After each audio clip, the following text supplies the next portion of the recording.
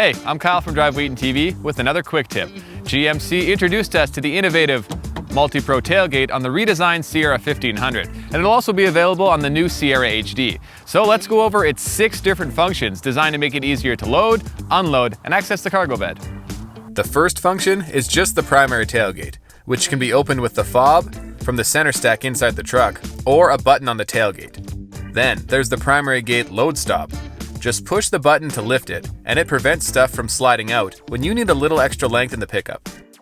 Up next is easy access mode. The inner gate folds down, allowing you to reach farther into the pickup. The tailgate can also be used as a step, which can hold up to 375 pounds, making it way easier to get up into the tailgate. Push both buttons on the gate to have it drop down into position, and then fold out the step. There's even a handle if you need a little help. The inner gate can also be used as a load stop for higher up cargo on the second tier.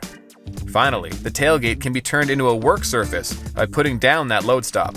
You can also load in second tier cargo with it in this position. There you have it, all 6 functions of the MultiPro Tailgate. If you want more information on the redesigned Sierra 1500, check out our in-depth review, and make sure to stay tuned to Drive Wheaton TV for more quick tips.